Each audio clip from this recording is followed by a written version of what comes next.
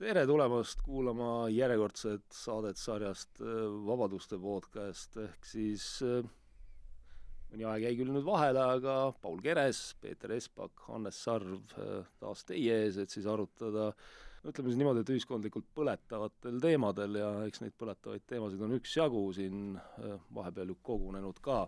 No eks ühe olulise teemana kindlasti võtame täna ette jõuametite jätkuva tegutsemise kohati kindlasti see kõlab, see mis sealt välja tuleb, kõlab juba nagu sellise täieliku metsiku läänena, eks ole, et enam ei saa üldse aru, et mis loaga, mismoodi, kes lubas, mida jälgitakse, on mingid elektroonilised andmesüsteemid, eks ole, ehitatud otse Telia südamesse, et saada kõik sinu andmed kätte ja nii edasi, nii edasi. Aga mõtlesin, et alustaks võib-olla sellise üldisema, ma ei tea, siis poliitilise olukorra sellise mõtestamisega tänasel hetkel, et just värskelt eelmisel nädalal tuli ju selline uudis, kus mulle tundub, et Michal oma suures poliitstrateegilises, ütleme, vaates on otsustanud hakata Reformierakonna reitinguga selliseid tugevamaid gravitatsioonikatseid tegema, et või kuidas teile tundub, et kas paremat ideed Eesti ühiskonna jätkuvaks lõhestamiseks ei ole, kui Kersti Kaljulaidi presidendiks pakkuda? Siin, kuna Kristen Michal tõi välja ka selle onu Heino teema jälle, et olid kurjad ja kiuslikud onu Heinadeks, kes kõike halba teevad. See on EOK-s, ma saan aru. Et siin juba pikka... Aga mis on nagu see onu Heino, nagu see naispool? Kuda me neid nimetame? Tädi Kersti äkki. Tädi Kersti, jah. Et siin pikka aega oleme eri sõprade ja kolleegidega arutanud, et vaadake, see Heino Märks oli ju see, kes alustas selle Kaljulaidi nõnda nimetatud siis tagasi valimise või kutsumise protsessi, et oleks huvitav teada, et kui valimised toimuks siis Kristen Michal versus Heino Märks või Kersti Kaljulaid või Heino Märks, ütleme, presidendiks rahva poolt või siis lihtsalt, et kumb oleks populaarsem või eelistatum, ma miskipärast arvan, et Heino Märks võidaks äkki mõlemaid. Ega see minu arust see vapustab. Ma ise mõtlesin veel selle peale, et minul on nii eredalt meeles see, et peaks telefoni laadima panema, et varsti saab minna akna peale vilgutama midagi, et ma ei tea, ühiskonnas esinevaid probleeme kuidagi ära hoida. Et ma ei oskagi tegelikult seda kuidagi moodi kommenteerida, ma saan aru, et see ei ole tõsiselt võetav ettepanek, eks ole, see on mingisugune testimine, isegi Reformierakonda enda fraktsioon Riigikogus sattus segadusse selle peale, aga ma ei tea, ei olegi võib-olla pikalt kommenteerida seda. Ma ei tea, ühe korra sai olla president, ma arvan, et aitab küll. Iga asja ei pea 2 korda proovima. Mõnikord mõnele sobib, mõnele ei sobi. Ma arvan, et oli 1 korrast küll. Sama tundub ka mulle, et nagu ka Tarmo Kulmar minu Postimehe saates Peetri Pilk siis ütles, et meil on ikkagi ka teisi inimesi ja siiski härra president Lennart Meri seadis seda latti piisavalt kõrgele, et nüüd päris iga inimest ei pea ka nüüd sinna üritama panna. Ei pea, jah, aga see tegelikult kõik tõstatab ikkagi meie presidendi institutsiooni mõtestamise teema ikka ja alati esile, et miks meil sellist presidenti tegelikult vaja on, kes meil täna on, kellel nagu tegelikult, eks ole, kes valitakse sinna ametisse või kogu see valimiste protsess, sinna on kirjutatud sisse ju selline olemuslik huvide konflikt, eks ole, et nagu Riigikogu justkui peaks siis selle presidendi ära valima, aga Riigikogu ju tavaliselt ei taha valida sellist presidenti, kes oleks valitsusele nagu valitsusele või seadusandjale hästi tülikas. Aga tülikas paraku just tähendab, või see, et võimude lahusus päriselt toimib, tähendabki seda, et tuleb olla ka tülikas. Nii et minu meelest see valimiste kord sellisena, nagu ta praegu on vastuoluline ja minu arvates ei õigusta ennast. Kindlasti oleks vaja, kui president üleüldse kui Eestil peab üleüldse president olema, siis ma arvan, et ta peaks olema otsevalitav päris kindlasti. Otsevalimistele nad muidugi ütlevad vastu, et aga siis tal tekib liiga suur mandaat, aga ja siis tuleks demokraatia. Jaa, aga ma küsingi vastu, et mis siis nagu valesti on, kui rahvas saab valida omale riigipea, kes siis seda rahvalt saadud mandaati ka jõuliselt kasutab, et ma ei näe sellest nagu probleemi, et kas nad elavad jälle ikkagi selles Pätsi autoritaarses vaimus, et kui meil on tugeva võimuga president, et siis, või tugevama võimuga president, et siis nagu nui neljaks alati peab sellega kaasnema mingisugune Pätsi-laadne pahandus. Ma arvan, et tõenäoliselt ei pea ja meil on ju naaberriikides. Ja see ei tähendaks ka seda, et me liiguksime kohe parlamentaarsest riigikorraldusest presidentaalsesse riigikorraldusse, et me praegu oleme, eks ole, täisparlamentaarne, aga me võime ju minna ka siin nihkuda natukene presidentaalsema poole. Paul, sa saad valesti aru sellest kõigest, see ongi täpselt, valesti aru, sa saad väga õigesti aru, aga see ongi ju täpselt sellest, et muidu saab ju ebasobiv inimene presidendiks, kui oleks selline kord. No jah, see paraku jah tundub, et nii mõeldakse, et sellepärast sellest otsevalimisest nii halvasti räägitaksegi, sest iga kord nad ütlevad selle peale kohe, et jumal, aga siis ta saab ju mingisuguse liiga tugeva mandaadi ja kus siis selle häda ots ja äär, eks ole. Me oleme ju siin saates seda arutanud varem, isegi 2 korda vist, et peab jälle meenutaks siis seda, mida juba samas podcastis 1 korra tegin, et kui Urmas Vaino kutsus mind sinna oma saatesse, mis kunagi ERR-is toimus ja teemaks olid siis presidendi otsevalimised.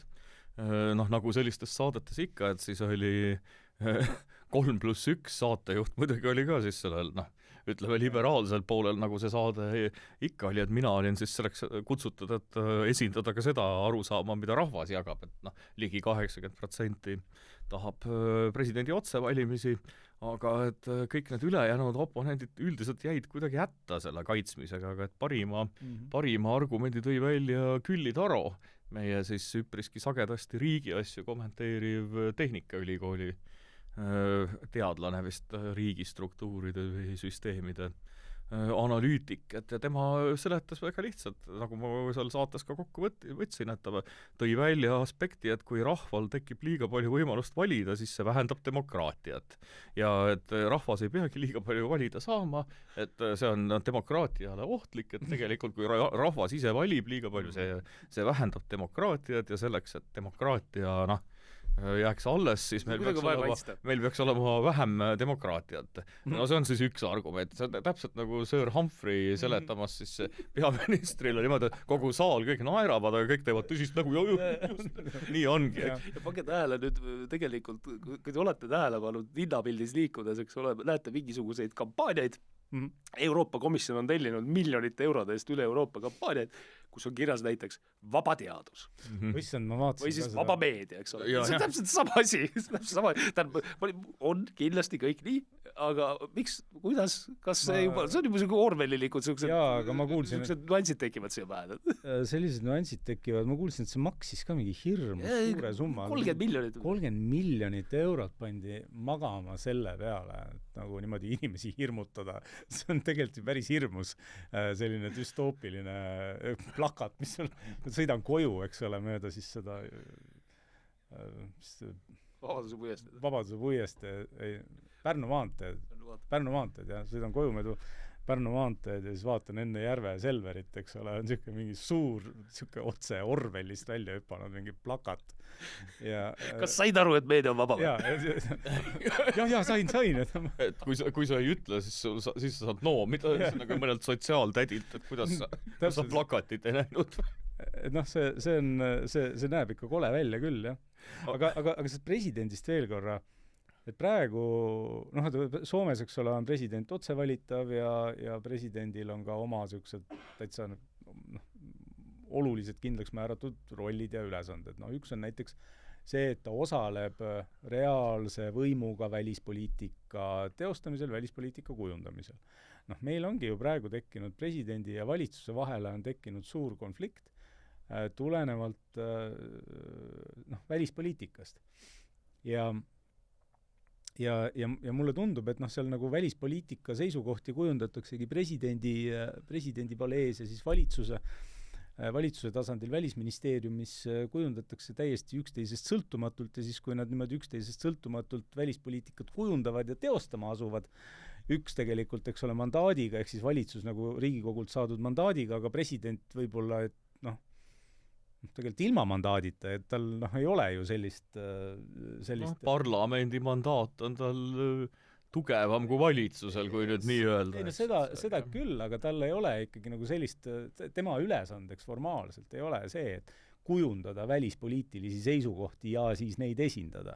Ta võib riiki esindada, aga tal ei ole tegelikult meie võimude lahususe süsteemi järgi pädevust ise neid kujundada ja siis esindama minna. See on tõlgendamise küsimus mõneti, et esindaja peab paratamatult ka oma isiksusega olema teatud mõttes ka kujundajad. No iseenesest, Paul, ma saan aru, mis sa mõtled, aga vaata, aga nüüd ongi, miks me ei võiks siis nagu presidendile ka anda, samamoodi nagu Soomes, et miks me ei või presidendile anda seda võimu siis juurde, et tehku siis koos, eks ole.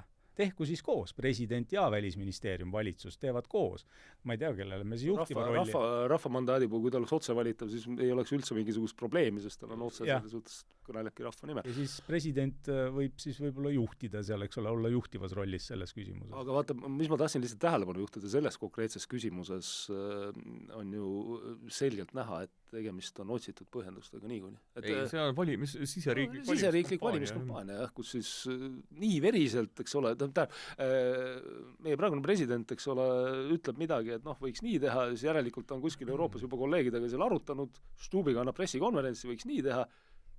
Ma olen jälginud lihtsalt ka, mida selline, ütleme, ärklevam ajuehitusega inimene selle kohta arvab, et Stub on suurepärane välispoliitik, kui ta ütleb sama, mis Karis. Arvab, Stub on suurepärane välispoliitik, aga Karis on mingisugune Kremli troll. Ühes lauses suudetakse seda öelda.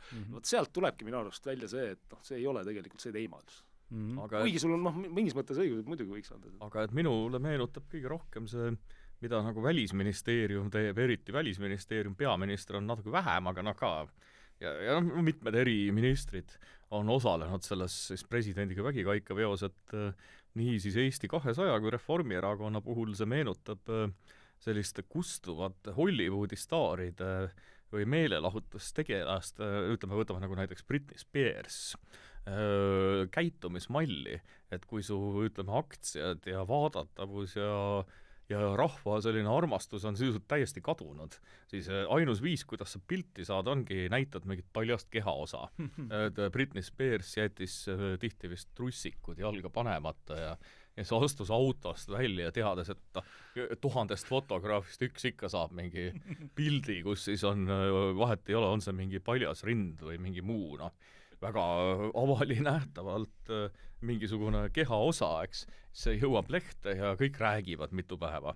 Et see on tegelikult kahele meie valitsusparteile selline üks tee, kuidas üldse oma mingisuguse agendaga saada veel kuidagigi mingisugusesse päevapilti oma piltidega kõikide uudiste esikülgedele, sest vastasel juhul oleks ainult selle Jürgen Ligi torisemine ju. See on veider, sul on õigus, see on veider, kuidas valitsus ja president niimoodi omavahel kaklevad ja tõesti, mulle tundub ka, et rohkem nagu kakleb valitsus kui president.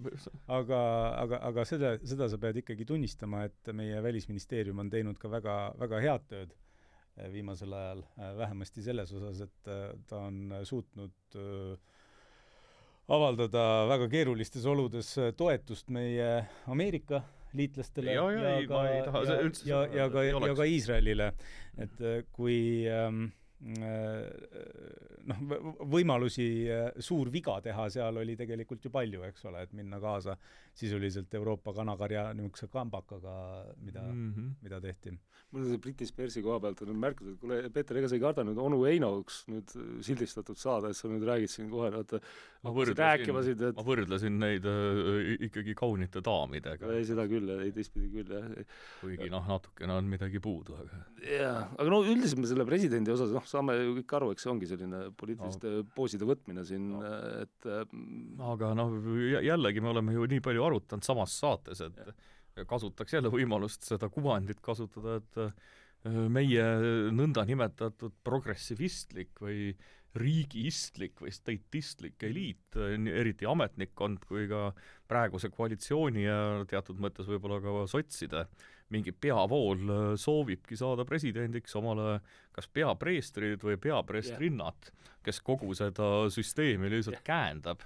Presidendi eesmärgina on ammu nähtud alates sellest hetkest, kui sinna Ilves sai lihtsalt mingisugust inimest, kes kiidab heaks kõik ühe ainsa progressivistliku narratiivi dogmad. Ta on nagu selline usuline preester, kes kinnitab siis mingisuguse all oleva ametnike ja kardinalide konklaavi tehtud sellised dogmad, ta kiidab tseremoonia on oluline ja kiidab takka ja siis ütleme Roosi aeda kutsub Sveta Grigorjeva ja kogu selle pahempoolse eliidi mingisugused õukonna näitlejad, partei näitlejad, eks, kes on teinud parteile sobivaid etendusi, vahel harva mingi seakasvataja või muusik kutsutakse ka või tõsine teadlane, et need siis seal Roosiaias vaatavad imestunult, et kuhu nad sattunud on, et muidu kogu elu tööd teinud ja nüüd vähemalt on mingid staarkokad ja staarjuuksurid ja Sveta Grigorjevad, eks. Vähemalt kutsutakse häid õpilasi. Ja see on vähemalt häid õpilasi ja ongi üks normaalsemaid nagu gruppe üldse, eks ole, sellest seltskonnast, õpilased. Et ja siis ja nii ongi, et Karis vastas nendele tingimustele, ta on kogu elu olnud siiski varasemalt, ta ei ole mitte millelegi väga vastu vaielnud, konformeerunud, ta ametid on ju tulnudki, mõnes mõttes ta on olnud vist selline, alati ootel, alati olemas, kui on vaja mingit mõnele ülikoolile rektorit või riigiametile juhti ja et tõenäoliselt see tuli nagu üllatusena, et aga see mees ju mõtleb ise ka. Et tavaliselt sellised, ütleme teatud mõttes konformistlikud tüübid lähevad elu lõpuni või surmani, jäävadki, aga et Karis suutis väga edukalt varjata üle 10 aasta, et ta mõtleb ise ka. Et ta ühesõnaga selles suhtes tippu jõudmises selle geniaalne teeskled täieliku sellest tumbateks, valitakse presidendiks, arvatakse, et sa õnnistad sisse seal peapreestrina ja siis järsku avaldad selle nagu saladuse, et kuulge mehed, et mul on aju ka. Tegelikult riigikontrolörina Karis ikkagi oli Jürgen Ligil hambus ikka kogu aeg. Jürgen Ligil, kes ei oleks Jürgen Ligil hambus? Aga kas see vastab ikkagi siis tõele, et Karise nagu rahva toetus on üle 70%? Jaa, tähendab Ühiskonnauuringute Instituudiga mõõdame ja tõuseb. Üldiselt tõuseb, ma pean nüüd üle vaatama viimased, aga sellepärast see seos ongi. Selles olukorras tegelikult ei näe mitte ühtegi head põhjendust mitte teha talle ettepanekut teiseks ametiajaks, kui tema toetus rahva seas tõepoolest nii kõrge on. See meenutab Rüütli toetust Meril, ta oli isegi madalam. Selle aja küsitlus võib-olla 2000-ndest, keeruline öelda, kuidas need olid sel ajal usaldatavad aga ikkagi Rüütliga võrdne ja Meri oli mingitel aegadel ebapopulaarne, mingitel populaarne. Selles mõttes, et kui sa, Riigikogu liikmetel on vaba mandaat küll, ehk nad ei ole nagu seotud esiteks, seda me teame ju, kuidas nad ei ole absoluutselt seotud oma valimisprogrammiga. Valida võid valetada inimestele, mida iganes sa tahad otse, eks ole, hambasse puhuda ja siis lähed ja teed risti vastupidist, et sellega nad niikuinii ei ole seotud, aga loomulikult nad ei ole seotud ka nende mõõdikutega, mis nende uuringutega ja rahvameelsusega, mis me oleme nii nagu ta muutub aeg-ajalt. Uuringud on kallutatud. Jaa. Ma ei tea, ma lihtsalt võtan seda kui, eks ole, eelduslikku fakti, et tema toetus tõepoolest selline on, aga kui Riigikogu sellises olukorras, kus tal on toetus üle 70%, tõesti ei tee ettepanekut Karisele jätkata presidendina, siis see on ikkagi suhteliselt, kuidas nagu viisakalt öelda, ikkagi väga ebademokraatlik samm. See on aga samas, ütleme, praegune... Et keda, tähendab siis, ja siis selle asemel, eks ole, pakutakse välja Kersti Kaljulaidu. Aga ma arvan, see on niisugune jalgatulistamise efekt, me kõik mäletame seda, võib-olla kõik ei mäleta, ma lihtsalt tuletan meelde, et miks ma ei pea sellest Kristen Michali ja tema selle riigisekretäri poliitstrateegiaid eriti asjalikeks on lihtsalt kogemus ju õpetab. Aga miks me mäletame eelmise aasta terve suve, kuidas nad tegid endale suurepärase teene Tallinna valimistel. Nad tegelikult sama asjaga teevad ju presidendi valimistel teevad omale Riigikogu valimisteks head tulemust.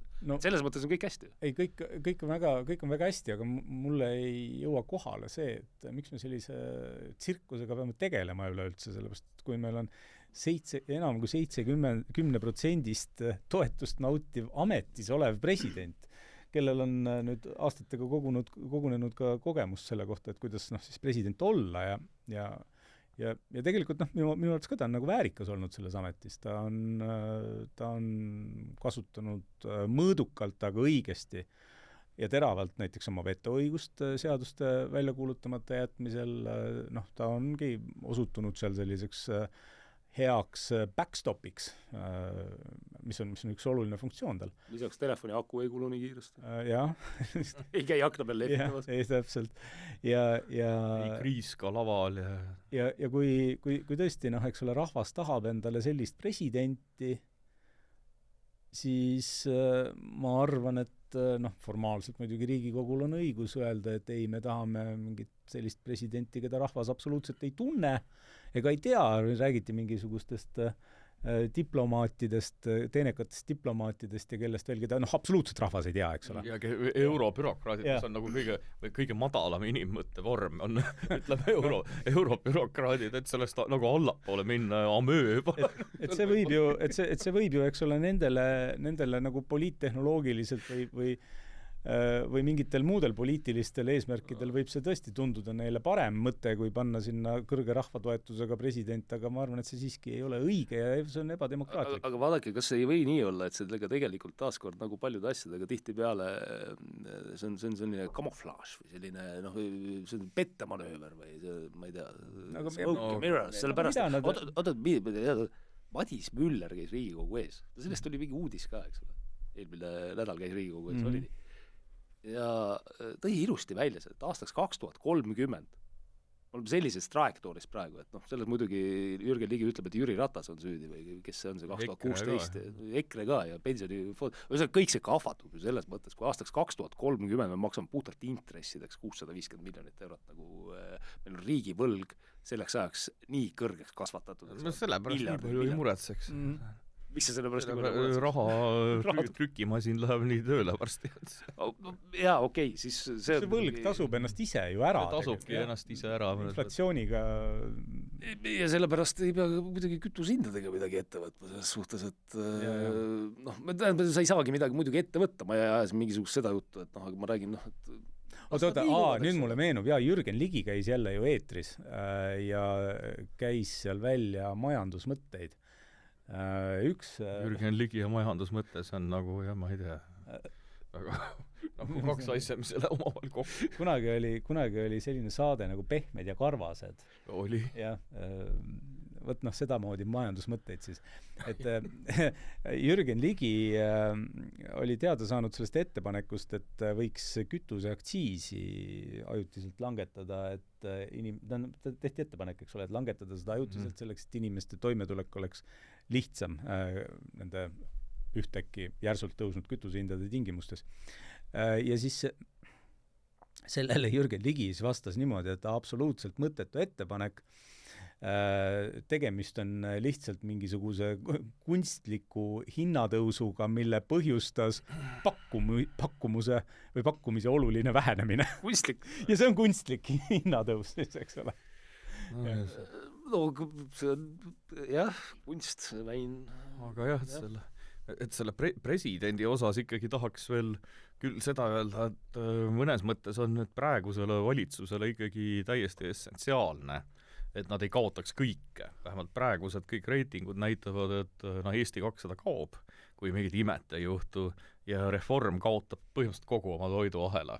See on sama nagu kompartei langemine põhimõtteliselt, mis saab neid ees ootamas, neil ei ole, nad ei saa enam ei MTÜ-dele, mis neil vaja on, ei mingit, kogu toiduahel lihtsalt variseb kokku, et ja presidendiks, nagu öeldakse, oma inimese saamine, kes hakkab kõikide meetoditega seal kriiskama, lõhesid tekitama, takistama, nagu pushima, üleval hoidma seda kaduvat ühiskondlikult vasakpoolset progressivistlikku Eesti vastast võuklast nagu sipelgapesa, et neil jääks vähemalt president, on neil ka ikkagi alles jäämiseks, kas või 4 aasta pärast neil on essentsiaalselt see vajalik, et saada mingisugune uus peapreester võuklane, hetkel just selline soovitatavalt ka kriiskav, kes kutsub nagu 5 Sveta Grigorjevat veel sinna roosiaeda, kes hakkavad kõik erinevates nagu häälekategooriates igal pool hakkavad siis karjuma, kisama, tekitama seda hüsteeriat ühiskonnas, lõhesid, sest ainus võimalus praegu, kuidagi mingeidki protsente veel tagasi võtta ka enne valimisi, on just ühiskondlike lõhede, teravate lõhede, mingite meeleavalduste provotseerimine, ise võib-olla korraldamine, sest mitte ühegi muu argumendiga ei tulda enam välja, neil on vaja mingit teravat ohtu või mingit kurjust, mis tungib peale.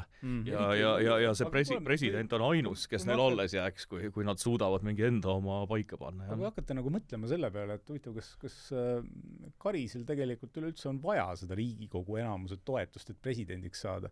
Karis võiks ju lihtsalt öelda, et jah, hea rahvas, eks ole, et mina tahan saada teiseks ametiajaks presidendiks, ma loodan, et Riigikogu mind valib sinna, kui Riigikogu, vaevalt, et Riigikogu saab kokku vajalikud hääled, et kedagi teist sinna valida ja siis see asi lähebki valijameeste kogusse ja ma arvan, et valijameeste kogus on isegi üsna tõenäoline, et hääled võivad tema taha koonduda enam-vähem sellistes proportsioonides, nagu tema toetus praegu on.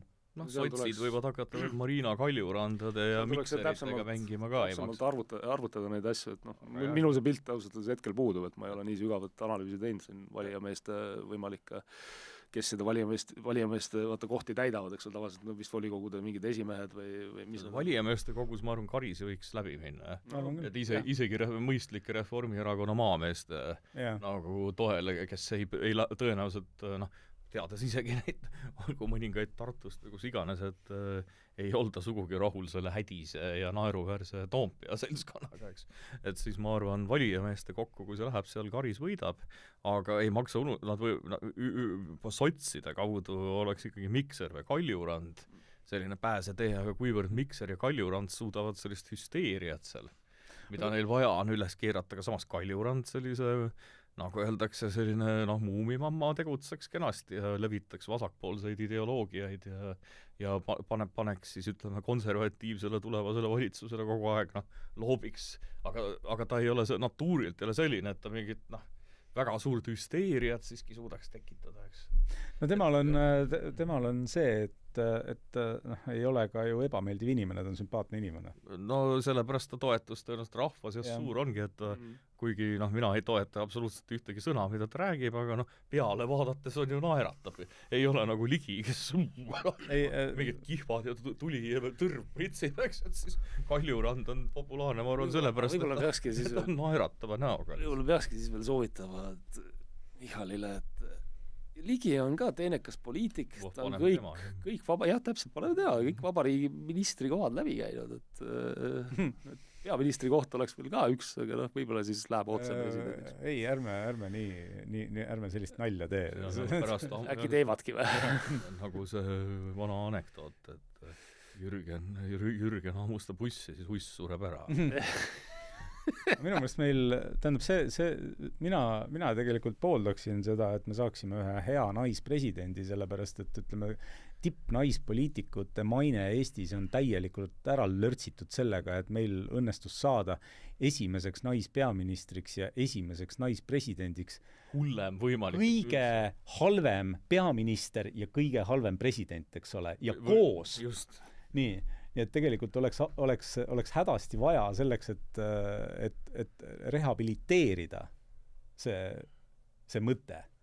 Oleks vaja head, sümpaatset naispresidenti näiteks. No Ülle Madise ju oleks kõne all, aga ta on jällegi selles establishmentis liiga sees olnud ja läheb minu arust ka liiga kaasa jälle mingite asjadega. Ei, kahtlemata, aga oleks kindlasti selles suhtes hea variant, et ta ei ajaks rahvast väärikamat naispresidenti kui Ülle Madise või tähendab üleüldse isegi presidenti, mitte naispresidenti, väärikamat presidenti kui Ülle Madise on minu arvates raske ette kujutada. Ja lihtsalt enda eelistus oleks, et natukene vähem establishmendi taustaga, ütleme, rohkem kuskilt väljast kõrvalt tulev, aga mulle Madise üle oleks väga hea meel, kui näiteks tema saaks president. No väljast kõrvalt sulle tuuaksegi siis välismaalt keegi, keda... Ei, ma mõtlesin selline päriselt ise mõtlev inimene, kes on ilma taagata ja sidemeteta, mis mõjutavad establishmendis. Aga on see välistatud, et sealt establishmendist tulevad inimesed, näiteks diplomaatilisest korpusest toodi esile Kionka. et on see täiesti välistatud, et sellised inimesed ei ole iseseisvalt mõtlevad või noh. See kindlasti ei ole välistatud, aga me ei tea neist midagi. Miski ei ole välistatud, et sa pead lihtsalt teesklema väga hästi, et nagu Karis tõenäoliselt puuduvad ajud, eks. Sest muidu ei tõuseks sellistele kohtadele Eestis. Oota, aga ma ütlen kõigile kuulajatele ka, et võite kommenteerida siis saate alla, et kes oleks Eestile hea president või kas seda üldse vaja on. Ja siis muidugi... Aga no kuna ta niikuinii meil on, et siis võite öelda, kes see võiks olla. Ja muidugi nüüd, kui kõikide sääraste podcastide ja saadete kommentaariume lugeda, et siis see on ka maru sappi täis ja vihaseks on läinud. Ärge vihased olge. Ja võiks nagu nalja teha nendes kommentaarides, et mul on juba ka enda Messengeris ka kõrini, et kui vanasti need vasaklased lubasid kõike kehaosi ära lõigata ja noh, võite arvata, milliseid, eks. Kui ma mõne loo kirjutasin, et nüüd on need parempoolsed ka sõimavad, et ma olen Iraani ja Iisraeli Iraani rahva ja siis Iisraeli toetuseks sõna võtnud, et siuke sõim käib igalt poolt. Aga miks nad sõimavad sind selle eest siis? No ei tohi ju juudi vandenõud ei tohi toetada, eks. No jah. Kui toetad ameeriklasi ja Iisraeli, et siis et need parempoolsed ja vasakpoolsed on ühise keele leidnud ja siis muudkui igal pool saadete all kommentaariumis kohtab ikka siukest pläusti, et seda ei ole aastaid. See on täitsa huvitav, et noh, tegelikult kui objektiivselt vaadata seda maailmajagu seal, seda liivaga kaetud ala maakerast, siis Iisrael on selles piirkonnas ju ainuke meile sõbralik riik. Loomulikult. Ainuke meile sõbralik riik ja ainuke selline riik, mis noh, mingeidki ühiseid väärtuseid meiega ja meie ühiskonnaga omab. No, Araabia riigid hakkavad normaliseeruma need, kes on rahus. Aga miks ja ometigi siis on populaarne neid vihata? Jah, see on hästi, hästi paradoksaalne olukord. See on rahvusvaheline seesama progressivism, sotsialism ja eriti euroametnikkond, mis on absoluutselt antisemiitlik Iisraeli vastane, sest euroametnikkond ja kogu ka see diplomaatiline korpus valdavas osas on nagu läbi ja lõhki, nende küüned ja juuksed koosnevad ka progressivistlikest ja vasakdogmadest, eks. Et siis ja sellele siis otsa panna need, keda me oleme tavaliselt harjunud päriselt, siis parem äärmuslasteks nimetama. Neile siis meeldib see kraanadega inimeste ülespoomine. No mul on tunne, et ma arvan, et te lähete ka, tegelikult ma ei tahakski geopoliitilisse arutelusse rohkem pikalt minna, aga vaadake, seal see probleem on selles, eks ole, et inimesed peavad kõiki asju vaatama tasakaalustatult, täpselt sama asi, et kraanadega puuakse inimesi üles küll, ja täpselt, loomulikult, jah, Afganistanis ja Iraanis ja nii edasi ja siis teised inimesed, eks ole, toovad sulle siis välja, eks seda, et näed, aga Iisrael on seal oma sellist, sõjaga teid seda ja teist ja kolmandat, et seda kõike saaks ka palju rahulikumalt arutada. Ma mõtlen, et võib-olla jätaks nagu selles mõttes sinna paika, et ei peagi sõimlema ja et neid poose võtma, ma olen nõus. Ma ei tea, mitu kommentaari tuleb meil saata alla nüüd, et Peeter Espak on Iraani vastu, kes siis Iraani poolt. Ma lihtsalt tõin... ma saagi aru, Iraani rahva poolt. Iraani rahva poolt või vastu. Ma tõin lihtsalt näite, et see viimase aja geopoliitiline olukord on süvendanud sellist üleüldist nii Facebookis kui igasugu saadete kommentaariumides toimuvad sellist, sõna otseses mõttes rõvedad, ma ei tea, tati pritsimist või. Et kuskil tuleb ikkagi neid inimesi korrale kutsuda, et mitte vangi panna, vaid lihtsalt kas või siin saates öelda, et võtke asju arutelus rohkem huumoriga, mitte ära karga kõige rõvedamaid selliseid termineid ja sõimu mingi inimese või ükskõik mis poolt ta siis ka ei ole vastu kasutama juhul, kui sa lihtsalt ei nõustuda. Nojah, täpselt. Nojah, muidugi, aga ma arvan, et meie manifestiga, meie vabaduste manifestiga on kooskõlas ka see, kui me ütleme inimestele, et ärge olge ajupestud. Meid on hästi vähe, meid on eestlasi on tugevalt alla 1,5 miljoni ja nii palju aina väheneb. Ja aina väheneb. Ja mida rohkem mida rohkem sõpru meil maailmas on, seda parem, eks ole. Ja minu arvates ei ole mõtet meie erinevaid sõpru lihtsalt valimatult sõimata. just, hästi ebamõistlik asi, mida teha. Ja mis on just sellele praeguse establishmendi, ütleme siis võimuparteide mõttemaailma jaoks ongi oluline, ongi tekitada see, ütleme, ühiskondlik lõhe ja konflikt, et selline terav eestlastele mingitel tegelikult täiesti mõttetutel teemadel marru ajamine, vastandamine, nagu ka presidentidega tehakse, eks. Et see ongi... See juhtub igas kriisis. See juhtub igas kriisis, aga et see ongi see üks poliittehnoloogia, millega praegune täiesti kokku jooksnud establishment saaks tegelikult, ütleme, mingite skeemitamiste kaudu taaskord võimule jääda. Et seda peaks meie käremeelsed vasakpoolsed ja käremeelsed, liiga käremeelsed mõned sellised konservatiivsed elemendid, nad võiks kõik seda arvesse võtta. Et aru saada sellest, et ära sõima oma rahva sisse või tekita seda musta paha meeleolu, vaid ole ühiselt nende vastu, kes kogu seda jama nagu meile on tekitanud, eks, et mitte lõhestada ja ajada tülli inimesi riigi sees, eks. Mingite täiesti absurdsete asjade pärast. Hea kuulaja ja vaataja, panin saate korra pausile, et öelda sulle edasi oluline sõnum. Tänan sind, et oled leidnud meie veebilehe vabadused.ee või jälgid meid teiste kanalite vahendusel. Kui sul on võimalus, siis palun aita meil ilmuda. Leia meie veebilehelt vabadused.ee alaleht toeta ja seal saad valida just endale sobiva toetussumma või ka igakuise püsiannetuse. Iga euro on tähtis, et saaksime jõuda rohkemate inimesteni ning meie kõigi vabadusi kaitsta. Ühiskonda paremaks teha saame ju vaid ühiselt. Nüüd tagasi saate juurde. Võtame ühe teema veel, mis on saate alguses välja käisin, et liigume siit edasi, mis on ka, ma ei tea, kui lõhestav see nüüd on, eks ole, aga kindlasti mingis mõttes on ta hirmutav, et Paul, sa oled siin viimasel ajal pidanud hästi palju rääkima sellest, kuidas taaskord, eks ole, meil jõuametid, õiguskaitseametid on käitunud, palju nad on tegelikkuses ilmselt meid pealt kuulanud, ilma et me sellest teaksime, siin on absurdseid asju nagu välja tulnud, eks ole, sideandmete teemal oled sa pidanud tegelema nende asjadega. Siin on 3 teemade plokki tegelikult. Üks plokk on jälitustegevus ja julgeolekuasutuste teabehanketegevus. Jälitustegevus kriminaalmenetluses, julgeolekuasutuste teabehanketegevus JASsi alusel. See on siis üks plokk. Teine plokk on sideandmete kogumine, säilitamine ja kasutamine.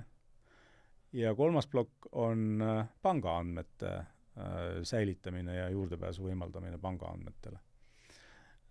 Selle viimase osas ma ei ole veel lõplikult välja selgitanud, kuidas see asi käib, aga mul kõhutunne ütleb, et see käib enam-vähem samamoodi, nagu see käib sideandmetega, et neid andmeid, ehk siis näiteks pangakonto väljavõtteid saavad minna võtma ilma pangapoolse sekkumiseta, kas Maksuamet või politsei või kaitsepolitsei või kes iganes selleks õigustatud on.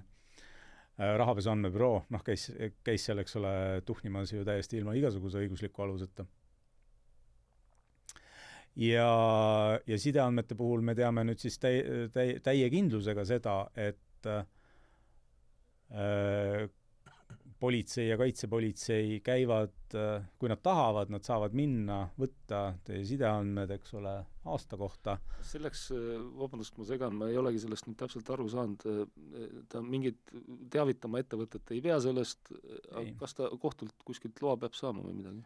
Nad väidavad seda, et selleks, et kasutada neid kriminaalmenetluses, nad peavad loa saama, aga ma arvan, et see väide on ka vale, sellepärast et Riigikohus on juba 5 aastat tagasi öelnud, et nende andmete kasutamine on keelatud. Prokuratuur on ju ise lubanud, et nad ei kasuta neid asju. Jaa, nii et ma ei saagi tegelikult aru, et milleks nad siis seda luba taotlevad ja milleks siis kohtud lubasid annavad. Aga fakt on see, et andmekaitse inspektsioon ise on öelnud ja näiteks Telia tundub mulle nüüd ka, et on öelnud, et nemad näiteks kaitsepolitseile, kui tema tahab tulla sinna andmeid võtma, siis kaitsepolitseile nemad kätt ette panna ei saa, kaitsepolitseiamet käib seal ära, sellest mingisugust märki maha ei jää, Telia tegelikult ei tea seda, kas kaitsepolitseiamet on käinud sinu andmeid vaatamas või mitte, ja usaldatakse kaitsepolitseid, et nemad teevad oma tööd õigesti seaduslikult ja küllap siis nende enda siseselt või mingisuguse muu organi kaudu järelevalvega toimib. Ja siis muidugi see esimene asi, mida ma nimetasin, on siis jälitustegevus ja jassi alusel teabehanke tegevus. Seal me teame nüüd seda, et kui paljude inimeste suhtes on antud kriminaalmenetluses jälituslubasid. Seda me teame, et see on siis mingisugune 300 vist oli. Parvel Pruunsilla kriminaalasjast me teame seda ka, et Parvel oli jälituse all umbes 4 kuud ja ta suhtles iga kuu umbes 150 unikaalse inimesega, mis tähendab siis niimoodi, et see aeg, kui teda jälitati lisaks temale ka veel vähemalt 150 inimest. Osa nendest inimestest, keda jälitati, nende kõned Parveliga kirjutati jälitustoimingu protokollidesse ja veel hullem, osa nendest loeti kohtuistungil ette selliselt, et need inimesed kuulsid meediast või oma sõprade käest, et nende kõnesid loeti ette ja et mida nad siis ka rääkisid, eks ole. Et see on see probleem. Probleem on selles, et kas nad ei olnud selle menetluse osalised, lihtsalt võeti kõnesid ette? Nad lihtsalt inimesed, kes helistasid Parvelile. Nad ei ole kahtlustatud, sest loeti ette tõendeid, mida koguti Parveli kohta. Aga need ei omanud selles menetluses tähtsust, ma saan aru. No muidugi ei omanud, aga prokuröri arvates omasid. Aga see probleem, eks ole, seisneb ju selles, et nendele inimestele Eesti uuema praktika järgi ei anta mitte mingisugust menetlussubjektsust, et neid ei teavitata sellest, et neid on üle kuulatud või pealt kuulatud.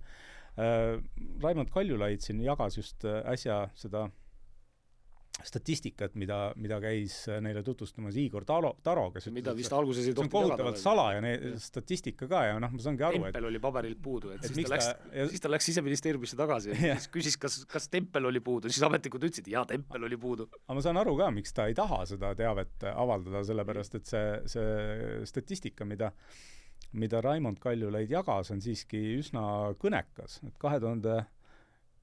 kui 2017. aastal oli seal vist umbes, kas oli 5-kordne vahe oli, tähendab, et 5 korda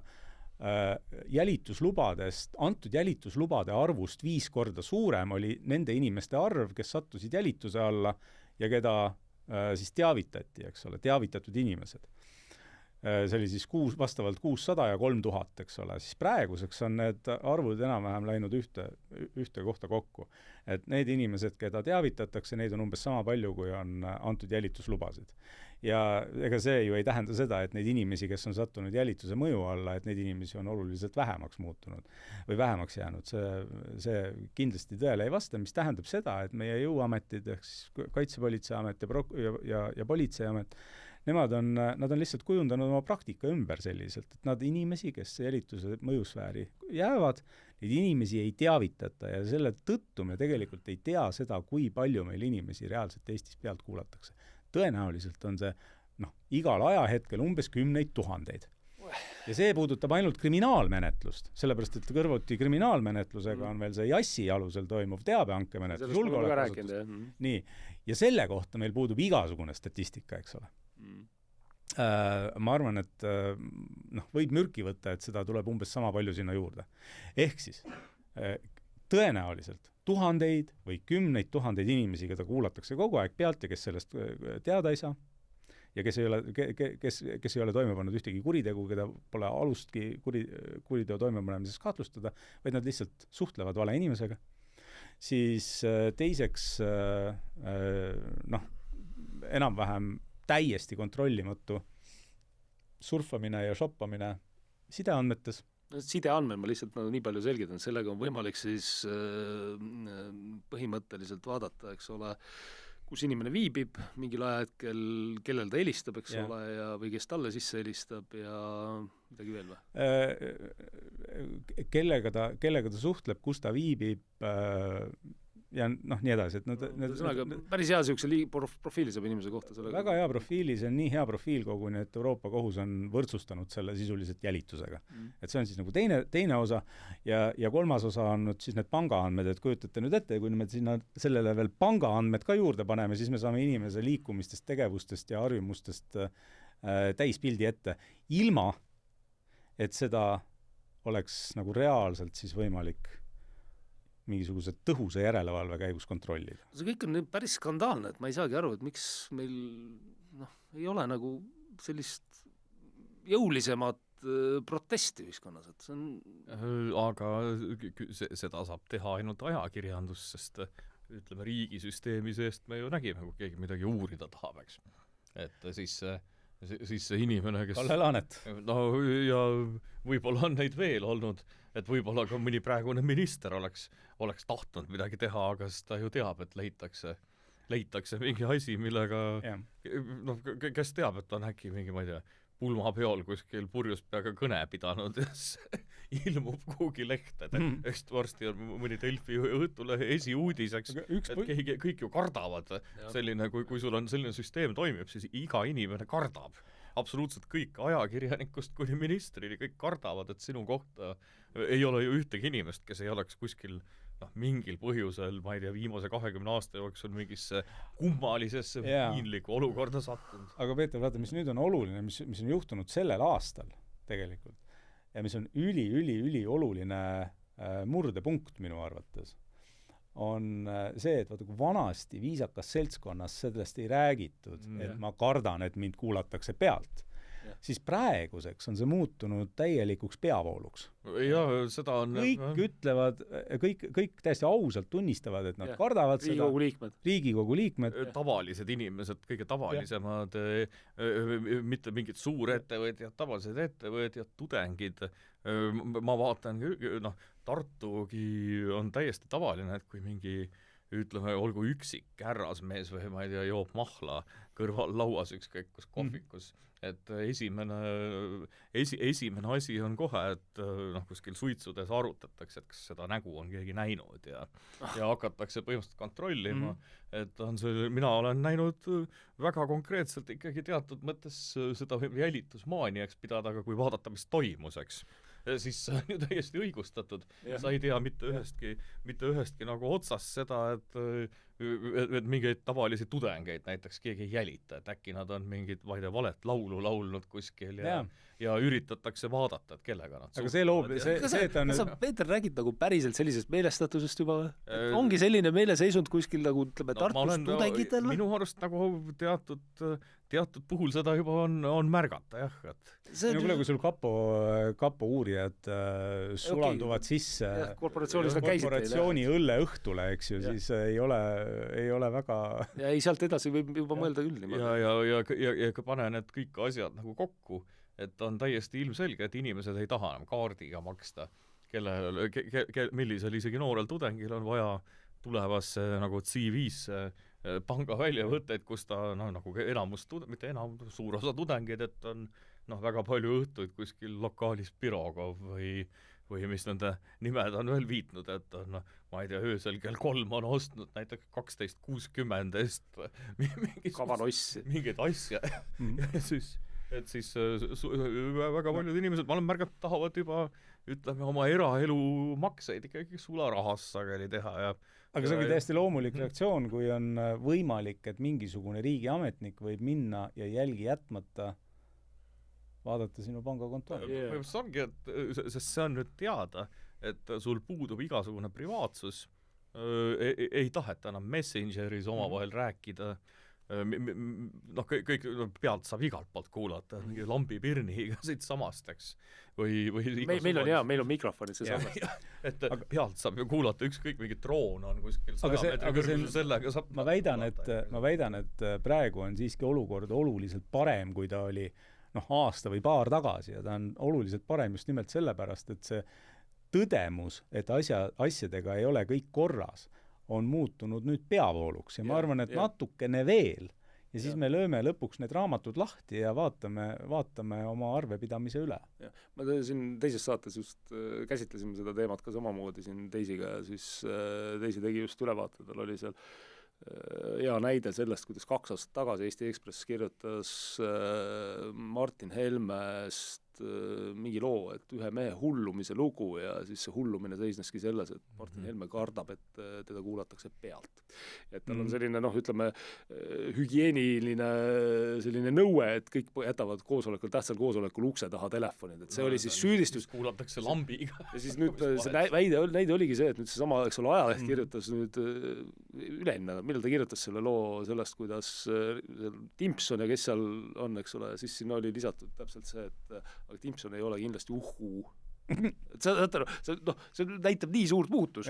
Et see mõttes väga õige, aga minu küsimus ikkagi jääb nagu selleks, sama, siis ka küsisin, ongi see, et aga teete ka midagi või ongi niimoodi, jäämegi niimoodi nagu lõksu sinna või, aga ilmselt sul on õigus, et ilmselt siin, ütleme, see surve ja kõik tunnetavad. Ma arvan, et see keeb üle ja siis hakkavad asjad paremaks muutuma, sa ei saa teisiti minna. See surve on liiga tugev. Surve on liiga tugev ja siin on ju esimesed kohtuasjad ka juba üleval. Ega Parvel Pruunsild ei ole ainuke, kes kohtus käib nende teemadega, ta on lihtsalt kõige, ütleme siis prominentsem nendest inimestest, aga advokaadid käivad ise kohtus oma asjadega ja ma arvan, et sealt hakkab varsti tulema ka kohtulahendeid, mis riigile väga tugevalt argumenteerivad, et nüüd on aeg muutusteks.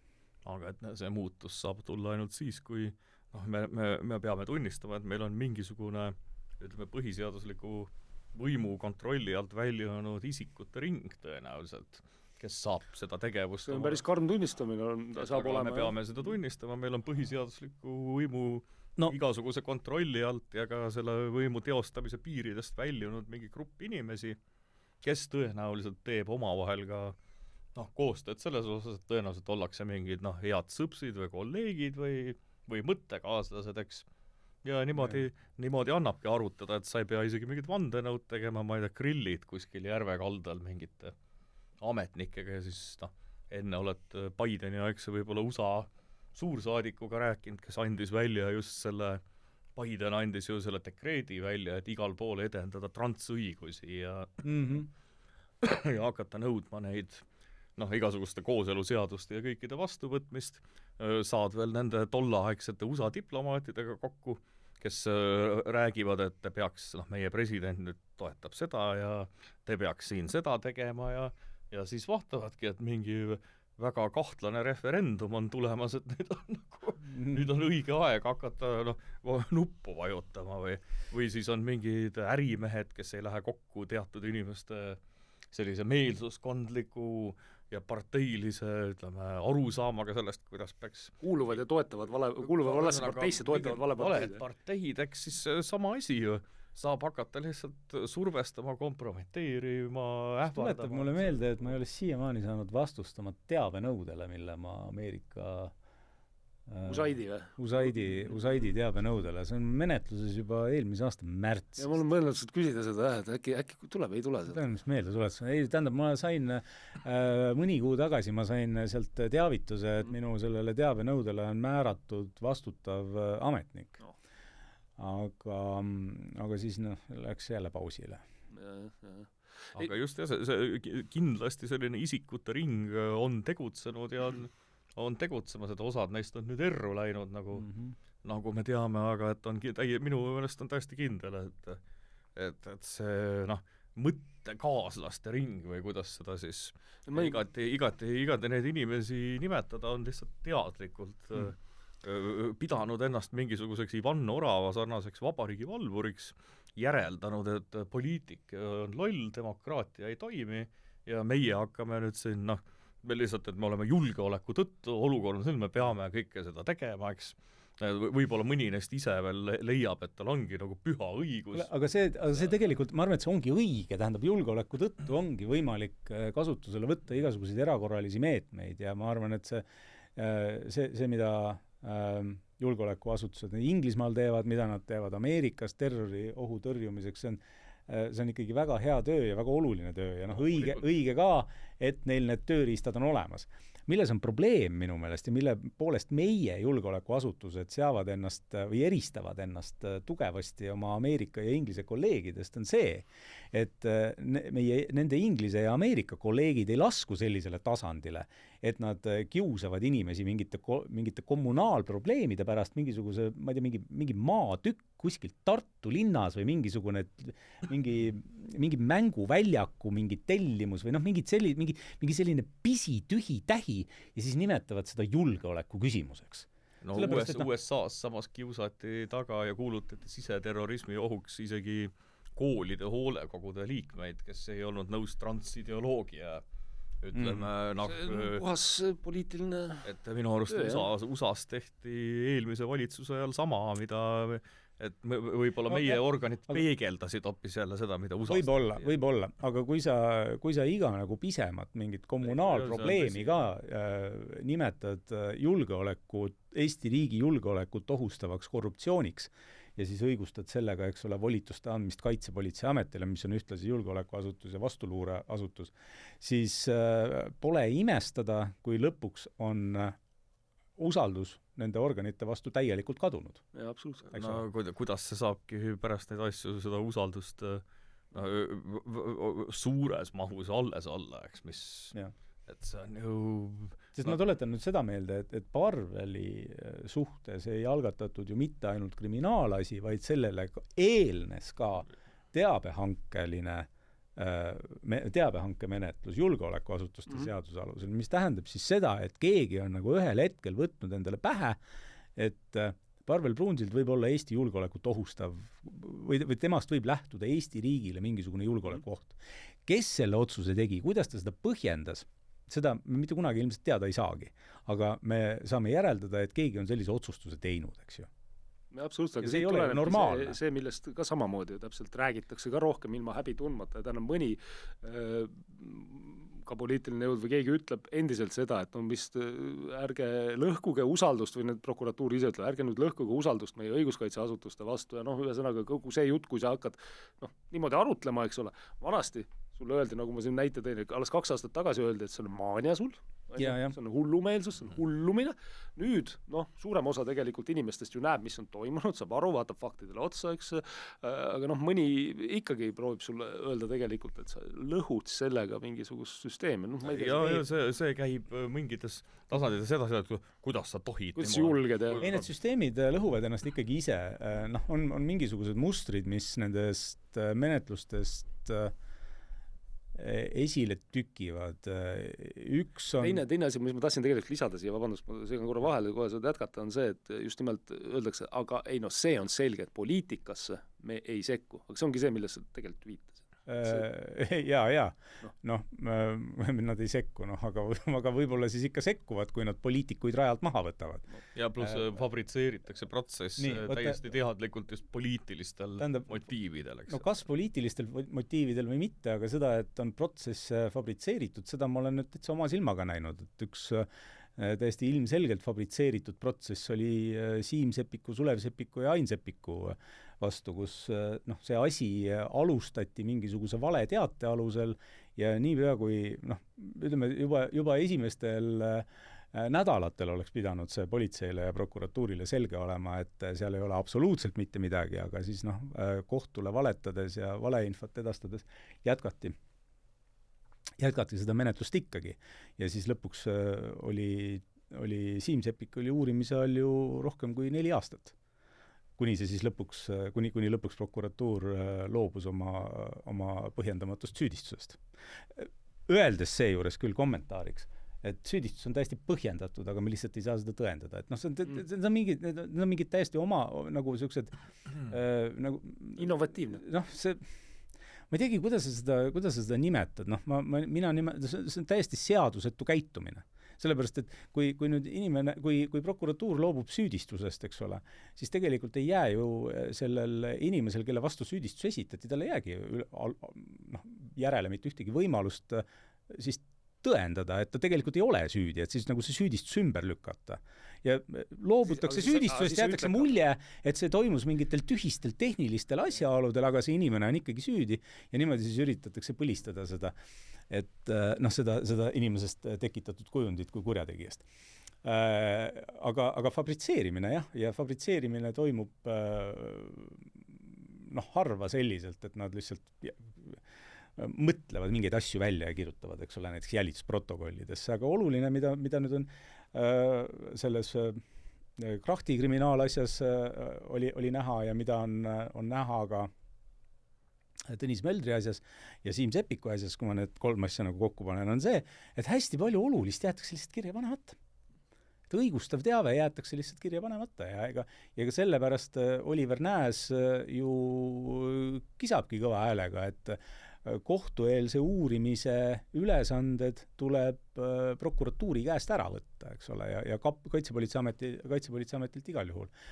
Et noh, võtta need inimesed ju ei tule, ja ma saan sellest täiesti aru ka, et ega prokurör, kes on ühtviisi kohustatud kaitsma süüdistatava õigusi kohtueelses kriminaalmenetluses ja seejärel peab liikuma nende tõenditega, mida ta on kogunud võistlevasse kriminaalmenetlusse, noh, ta ei suudagi seda rolli ju täita. Ta ikkagi mõtleb nagu rohkem selle peale, et kriminaalmenetlus oleks tulemuslikum, et ta saaks nagu võimalikult hea süüdistuse kokku kirjutada, mitte et ta peaks samal ajal tegelema ka iseenda tulevase süüdistuse nõrgendamisega. Et noh, need muidugi süsteemseid probleeme on ka Eestis, aga ma arvan, et põhjus, miks nad nii lõdvalt nende tõenditega ümber käivad, et jätavad sinna asju kirja panemata ja võib-olla moonutavad mingeid asju, on selles just nimelt, et ajalooliselt ei ole Eestis keegi järelevalvet nende üle teinud. Kohutav.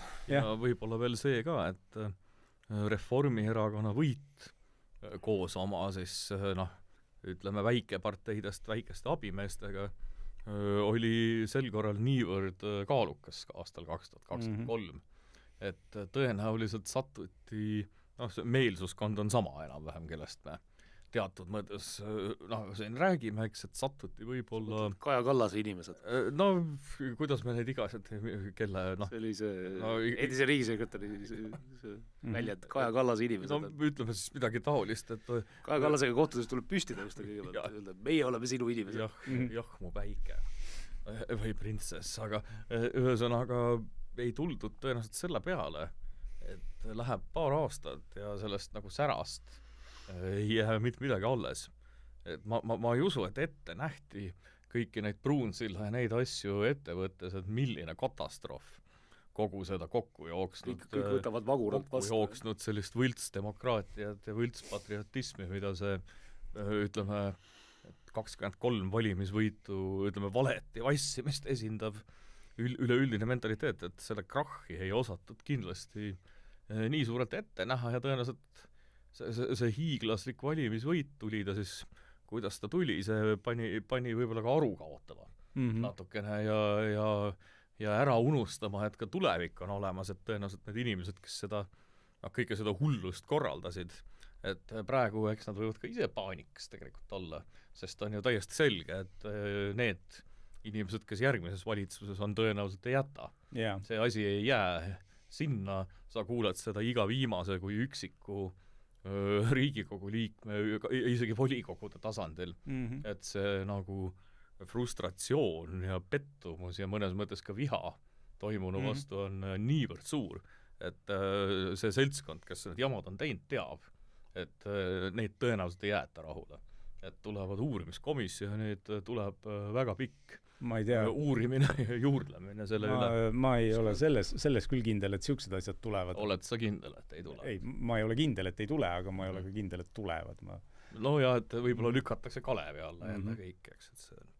Aga et siis samas me ei tea, mida need nagu pahalased siis, kuidas nemad praegu ennast tunnevad, et äkki sina oskad midagi öelda, sest tegelikult see, mida nad teinud on see ületab ju kõik piirid. Et kui keegi seda päriselt uurima hakkaks, et sealt võiks välja tulla, sealt võib keegi isegi mingi vandenõu, põhimõtteliselt riigivastase vandenõu nagu, mingisuguse sellise kaasuse välja võtta. No see on ju lihtsalt seletada, millega te tegelete selles mõttes, et te olete öelnud, keelad, kohtud ära keelanud, sama sideandmete teema. Mis te teete? Te sõlmite lepinguid ja teete elektroonilise süsteemi. No see elektrooniline süsteem muidugi sõlmiti enne seda, kui nüüd need viimased kohtulahendid tulid. Aga millest ei saa üle... 2021 oli. Jaa, oli. No oli. Aga Riigikohtu otsus, kus seda küll jah, aga ma pidasin silmas neid viimaseid otsuseid, mis tulid 2024. aastal ja 2025. aastal veel järgi. Aga 2021 jah, oli selline Riigikohtu otsus, kus öeldi, et nende andmete kasutamine kujutab endast teadlikku põhiõiguste rikkumist. Teadlikku ja olulist põhiõiguste rikkumist. Suva.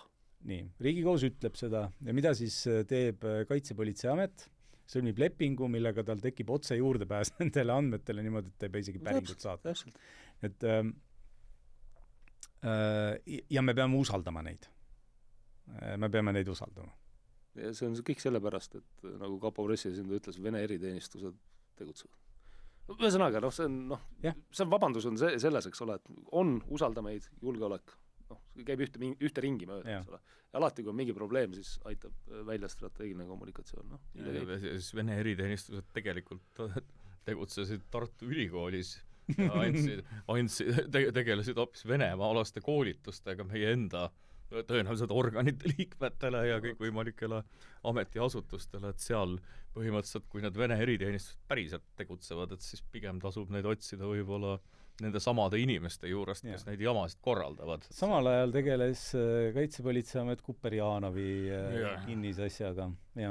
Siin panebki mõtlema, et kas inimesed, kes oma riiki nii lohkalt suhtuvad ja selliseid asju korraldavad oma patriootlike kodanike vastu, et kas me ei peaks hoopis sealt mingid Vene eriteenistuse võib-olla karvaseid küüsni või vähemalt mõttemaailma otsima. Et just äsja tegelikult jah, kõrvutades selle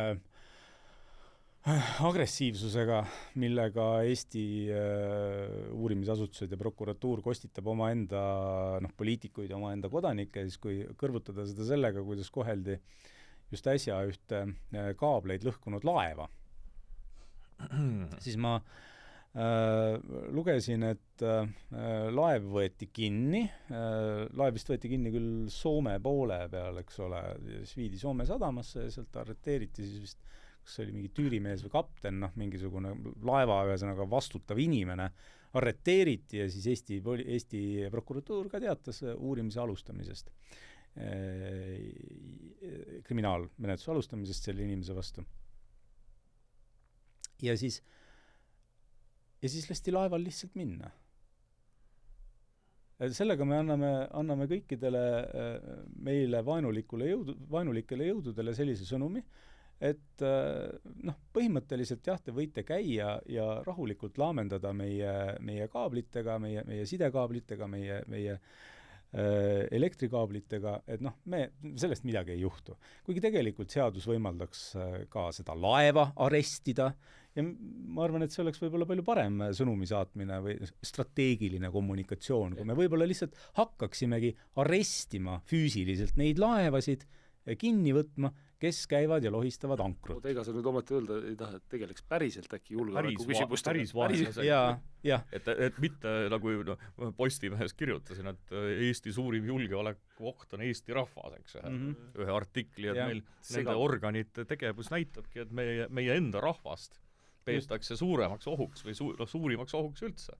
Et meie kõik siin lähme tänavale, kõik need jalakäijad ja need on see julgeolekuoht ja samal ajal ongi kõik need eriteenistused, laevad, et lihtsalt patseerivad. Karistusõiguses nimetatakse seda üldpreventiivseteks kaalutlusteks karistuse määramisel, et sa saadad ühiskonnale signaali, et milline on ühiskonna suhtumine teatud tegude toimepanemisse, et millised on need tagajärjed, mis siis kaasnevad ja seega siis üritad üldisemalt heidutada kõiki kuritegude toimepanemisest. Laevaga sõida kaableid lõhki, maja ära osta. Ja tähendab, et kui Eesti annaks saadaks välja sellise sõnumi, et kui sa rikud meie kaableid, siis me paneme su vangi ja me võtame su laeva ära. Mida põhimõtteliselt saaks ju teha. Saaks teha, kui julgust oleks. Kui julgust oleks. Ja võib-olla ka üks helikopter, millega saab sinna maanduda, eks. No ma arvan, et me ei pea isegi endale selleks helikopterit ostma, sellepärast et soomlased on nõnda sõbralikud liitlased, et nemad teevad selle töö meie eest ära. Meie prokuratuuril ei jää tegelikult mitte midagi muud teha, kui istuda arvuti taha ja kirjutada taotlus niimoodi, eks ole, digiallkiri kohtule ja nagu sa räägid küll imelippidest praegu. Ei, aga selle palju lihtsam see tegelikult kosmoseteadus ei ole. Selle palju lihtsam on ju Isamaa toetajatele sõnum anda, et kui te edasi toetate, siis hakkame uurima, millised majaostu või korporatsiooni eelistused teil on või mida. Kui ma vaatan, me oleme siin kenasti vesteldes tunde natuke peale siin kuulajate-vaatajate aega viitnud, et igal juhul tegelikult tõsised teemad, mis siis, et neidki võib humoorikalt käsitleda, nagu me ikka alati ju püüame teha, eks ole.